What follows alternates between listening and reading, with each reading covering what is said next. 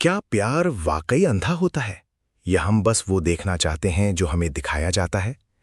आज हम उन मोड़ों पर पहुंचेंगे जहां रिश्ते बिखरते हैं, सपने टूटते हैं और सच कड़वी सच्चाई बनकर सामने आता है। ये कहानी है इमाद और तलहा की, एक ऐसे रिश्ते की जो विश्वासघात की नींव पर खड़ा था, और उन महिलाओं की जो अपने खोए हुए आत्मसम्मान की तलाश में है।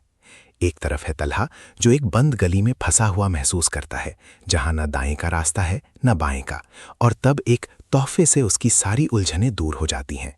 दूसरी ओर इमाद, जो अपनी महत्वाकांक्षाओं के पंखों को खोलना चाहती है और जिसे लगता है कि उसके शौहर इमाद ने उसे धोखा दिया है। ये सिर्फ एक कहानी नहीं, ये चेतावनियों का एक पुलिंदा है। तलहा का ये कहना, आप मेरी रहनुमा है, ये हमें उस कदर की निर्भरता की ओर ले जाता है जो अक्सर खतरनाक होती है। और फिर अचानक इमाद का सवाल, ये बैग कहाँ जाने की तैयारी है? ये अचानक ही उस शांत सतह को चीर देता है। अब्बा के घर, जवाब आता है, और ये सिर्फ एक घर नहीं बल्कि तलाक का भी घर है।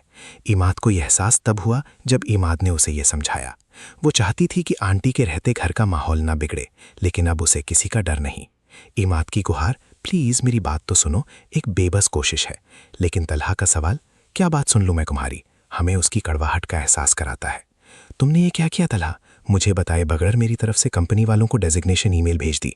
ये सिर्फ एक नौकरी का मामला नहीं, ये पहचान का सवाल है।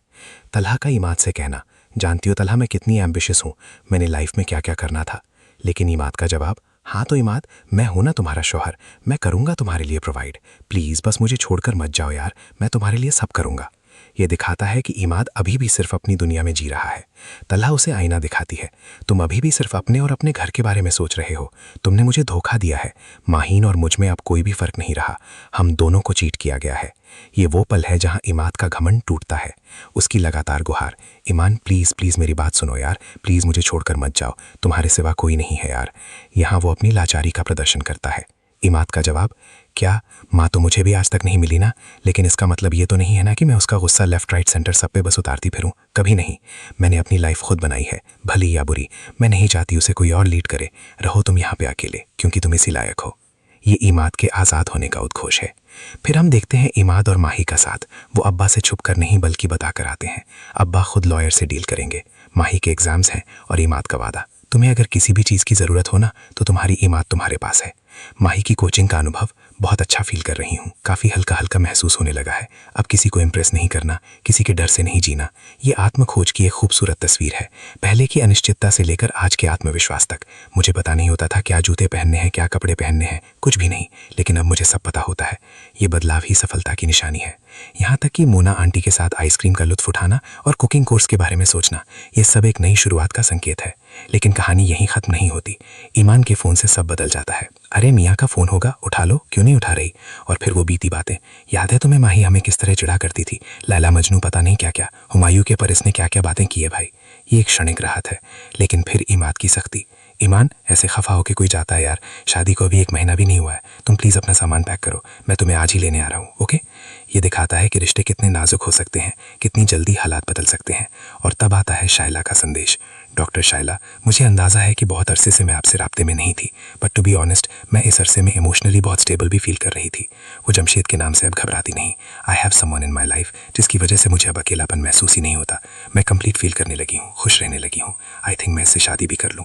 यहाँ एक नया मोड़ आता है, लेकिन किसी और की चेतावनी।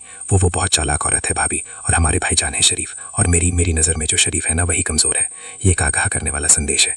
जिस शख्स से मोहब्बत की मैं तुम्हारा साथ कभी नहीं छोड़ूंगा। एक झूठा वादा, सबके सामने झूठी कसम खाती।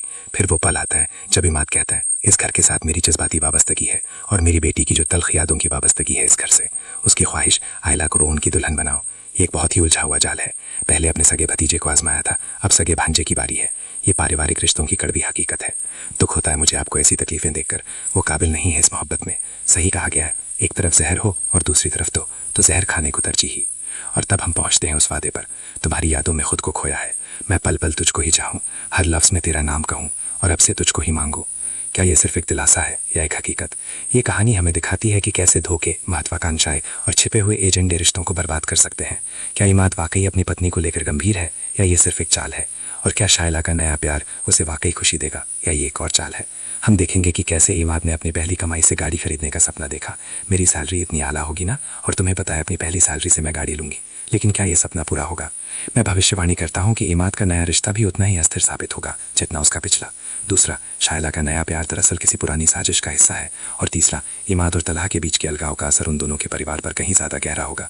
रिश्तों की दुनिया में सबसे बड़ा धोखा अक्सर वहीं से मिलता है जहाँ हम सबसे ज़्यादा भरोसा करते हैं, और कभी कभी खुद से किया गया वादा सबसे मजबूत होता है। माही, मेरा दूध आ गया।